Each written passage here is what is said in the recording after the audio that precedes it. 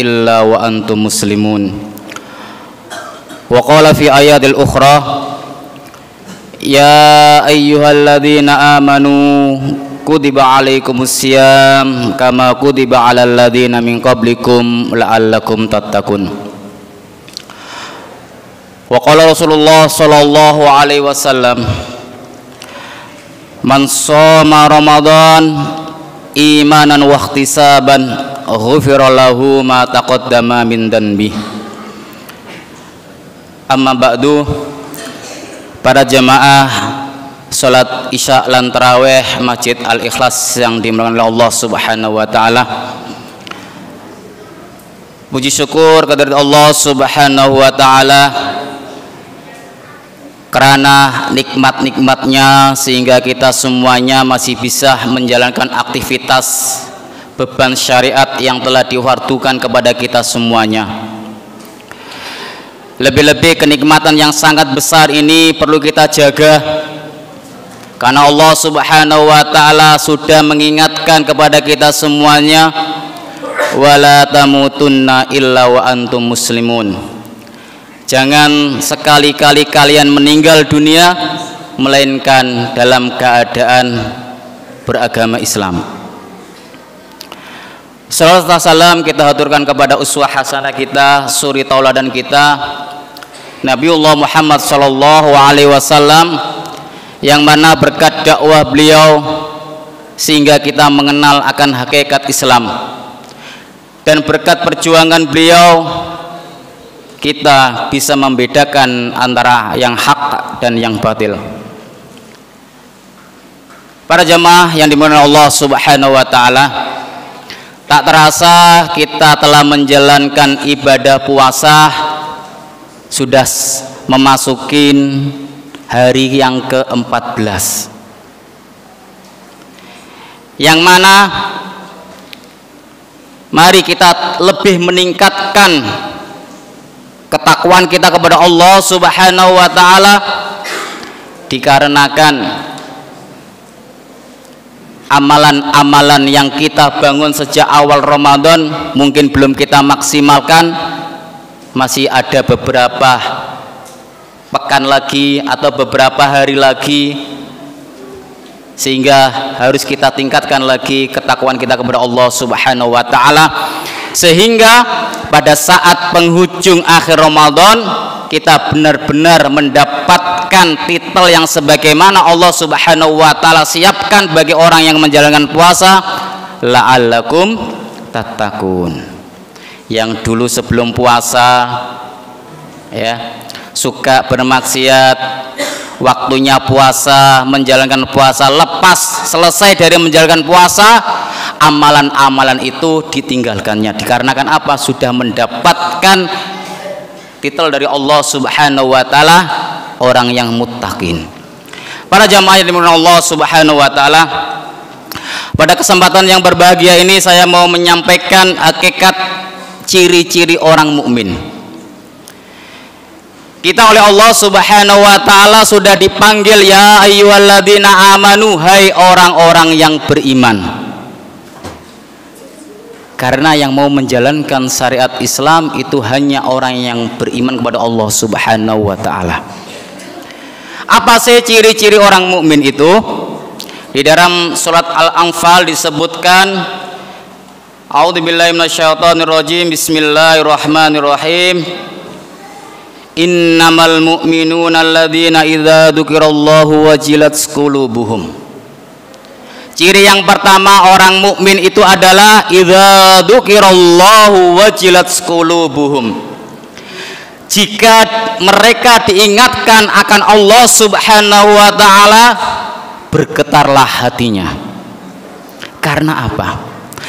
Karena Allah Subhanahu wa taala Rabb kita, Allah Subhanahu wa taala yang berhak kita ibadahi. Sehingga ketika orang mukmin menjalankan aktivitasnya, dia di dalam hatinya dia tancapkan ini Allah ridho atau tidak. Sehingga setiap langkah kakinya prioritas yang pertama dia jalankan adalah keridhaan Allah Subhanahu wa taala. Berbanding terbalik dengan orang-orang munafik. Kalau orang-orang munafik, setiap langkah kakinya ini manusia ridho atau tidak?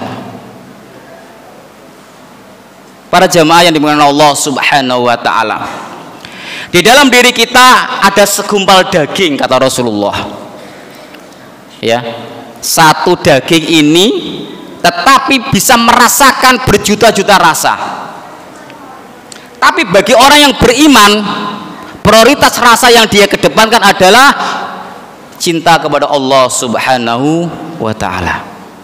Para jamaah yang dimuliakan Allah Subhanahu wa taala, dalam sebuah sirah dijelaskan atau diceritakan Rasulullah Shallallahu alaihi wasallam pernah suatu ketika lagi bersandar duduk santai, tiba-tiba ada orang kafir Quraisy mendatanginya, dan pada saat itu Rasulullah Shallallahu alaihi wasallam sendirian.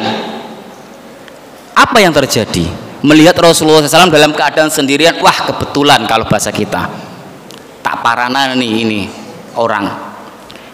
Apa yang terjadi? Rasulullah Shallallahu alaihi wasallam dikalungin pedang. Ibaratnya pedang itu tinggal menggerakkan, Rasulullah Shallallahu alaihi wasallam sudah tiada. Pada saat itu orang kafir menanyakan, ya Rasulullah, siapa? Kalau bahasa kita mungkin sopo saiki sing ape nolong awakmu, kan gitu. Orang kafir Quraisy menanyakan kepada Rasulullah, ya Rasulullah, siapa ini yang akan menolong kamu? Tetapi karena tertancap keimanan kepada Allah Subhanahu wa taala, apa jawaban Rasulullah? Allah yang akan menolong saya. Inilah orang yang beriman, bisa menggetarkan musuh-musuhnya. Seketika itu orang kafir Quraisy gemetar. Loh, lawang keadaan wis kaya ngene kok bisa menjawab. Akhirnya dari memberikan rasa gemetar kepada orang kafir Quraisy menika, pedangnya langsung cicir, diambillah berbalik di tangan Rasulullah Shallallahu alaihi wasallam. Dan seketika itu Rasulullah SAW berbalik bertanya, saiki sopo sing bakal nolong awakmu? Lah ahad ya Rasulullah, kok ono ya Rasulullah sing nolong aku. Kemudian orang kafir Quraisy itu meminta maaf kepada Rasulullah SAW, kemudian Rasulullah SAW memaafkannya. Jamaah yang dimuliakan Allah Subhanahu wa taala, itulah bila mana hati seorang mukmin terisi dengan kalimat-kalimat Allah Subhanahu wa taala. Adapun ciri orang mukmin yang kedua yaitu idza dzukirallahu wajilat qulubuhum. Jika diingatkan akan tanda-tanda kekuasaan Allah Subhanahu wa taala, wajilat qulubuhum, imannya tambah kuat. Bukan tambah berontak, tapi imannya semakin kuat ketika orang yang beriman ini diingatkan akan tanda-tanda kekuasaan Allah Subhanahu wa taala. Tadi siang kita semuanya merasakan getaran bumi yang sangat terasa sekali pada saat selesai asar tadi, Masya Allah. Ya, itu merupakan tanda-tanda kebesaran Allah Subhanahu wa taala. Coba kita lihat, mereka orang yang mukmin, orang yang beriman, pasti lidah yang pertama dia ucapkan dalam keadaan seperti itu apa? Beristighfar kepada Allah Subhanahu wa taala. Tetapi orang-orang yang imannya lemah, apa yang terjadi? Mungkin teriakannya, "Mak, tolong aku." Yang dipikir pertama pertolongan dari manusia, tetapi tidak menggantungkan kepada Allah Subhanahu wa taala. Ketika kita rihla ke gunung, tidak sekedar menjalani ritualitas pendakian gunung, tetapi orang mukmin mentadabburi akan ayat Allah Subhanahu wa taala sehingga keimanan semakin besar. Ya Allah, gunung ini begitu tinggi, kok iso metu banyune gak entek-entek yang kita kenal dengan air terjun. Sehingga orang mukmin ketika melihat keadaan seperti itu, ucapan lisannya akan mengucapkan Rabbana ma khalaqta hadza batila subhanaka faqina adzabannar. Karena takjub akan keindahan tanda-tanda kekuasaan Allah kekuasaan Allah Subhanahu wa taala. Jamaah yang dimuliakan Allah Subhanahu wa taala, adapun tanda-tanda ciri-ciri keimanan seorang mukmin yang lain adalah wa ala rabbihim yatawakkalun. Tawakal kepada Allah Subhanahu wa taala, totalitas pasrah bongkoan akan ketetapan Allah Subhanahu wa taala. Tetapi perlu difahamin bahwasanya tingkat tawakal ini adalah fase yang terakhir, bukan fase yang pertama. Adapun fase yang pertama itu apa? Yaitu berikhtiar kepada Allah Subhanahu wa taala. Rasulullah Shallallahu alaihi wasallam telah memberikan contoh bagaimana ikhtiarnya atau tawakalnya seekor burung pada saat pagi hari mereka terbang mencari makan, malam hari dia dalam keadaan kenyang. Dia telah berikhtiar terbang ke sana kemari mencari makan, pulang bisa membawa kebutuhan untuk anaknya di sarangnya. Jamaah dimuliakan Allah Subhanahu wa taala. Jadi tawakal merupakan fase yang terakhir setelah kita berikhtiar kepada Allah Subhanahu wa taala. Kita ambil contoh di sekeliling kita. Di kanan kiri kita banyak petani. Mereka para petani menanam sedemikian macam-macam tumbuhan mulai jagung, kacang, lombok. Mereka berikhtiar. Bentuk ikhtiarnya seperti apa? Ladangnya diwatun, diemes. Setelah itu bertawakal kepada Allah Subhanahu wa taala. Kalaulah Allah menetapkan bahwasanya pas panen jagungnya atau panen cabenya harganya mahal, ya merupakan rezeki bagi dia. Tetapi bila mana Allah menetapkan ternyata pas musim panen harganya anjlok, yaitu merupakan sudah ketetapan dari Allah Subhanahu wa taala. Pasrah agar kita sebagai orang mukmin tidak putus asa pada saat mendapatkan sesuatu yang tidak sesuai dengan harapan kita, karena pada hakikatnya semua yang Allah Subhanahu wa taala tetapkan itu yang terbaik bagi kita. Jamaah yang dimuliakan Allah Subhanahu wa taala.